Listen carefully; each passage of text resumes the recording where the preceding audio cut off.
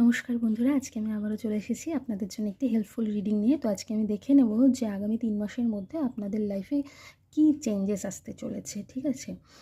আর তার আগে আমি এখানে এনার্জি বলবো, প্রেজেন্ট এনার্জিটা কী রয়েছে সেটা দেখে নেব। যদি সেটা ম্যাচ করে তাহলেই কিন্তু এই রিডিংটা আপনার জন্য। আর যদি রেজোনেট না করে এনার্জি, তাহলে মনে করবেন এই রিডিংটা আপনার জন্য ছিল না, তাহলে অন্য কোনো রিডিং দেখে নেবেন, ঠিক আছে? তো এখানে আমি কার্ড আগেই শাফল করে রেখে দিয়েছি, আমি জাস্ট পুল করবো, দেখা যাক কী আসে।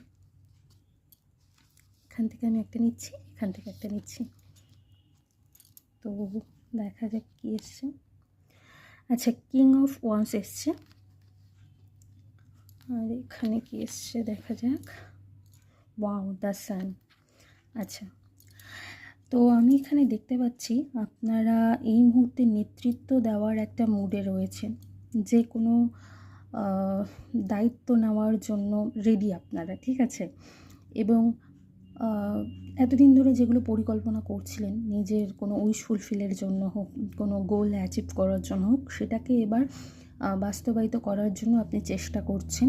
এবং কি বলবো, খুব দূরদর্শী আপনি, ঠিক আছে? আপনি মানে আপনার দৃষ্টিভঙ্গি অন্যকে অনুপ্রাণিতও করে কিন্তু, ঠিক আছে? এবং নিজের প্রতি আত্মবিশ্বাস রয়েছে প্রবল। আপনি জানেন যে আপনি সফল হবেন, ঠিক আছে? তার জন্য চেষ্টাও করছেন এবং ভবিষ্যতের দিকে তাকিয়ে রয়েছেন আপনি।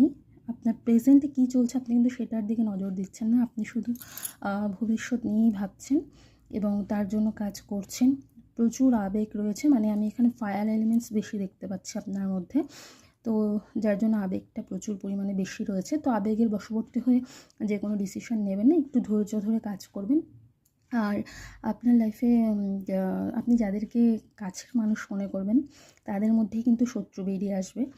আর একটু নজরে রাখবেন আপনার পেছনে কে কী বলছে, কে কী করছে সেটার দিকে, ঠিক আছে? আর শুধু একদিকে নজর রাখবেন না, এটা দেখতে পাচ্ছি। সাকসেস কিন্তু আসতে চলেছে, মানে একটা ভাইবস পাচ্ছি সাকসেসে। আপনি কোনো সৃজনশীল কাজের সঙ্গে যুক্ত থাকতে পারেন। মোট কথা, আপনি পেশাগত জীবনে যাই করুন না কেন, সেখানে বেশ আনন্দের সাথেই কাজ করবেন।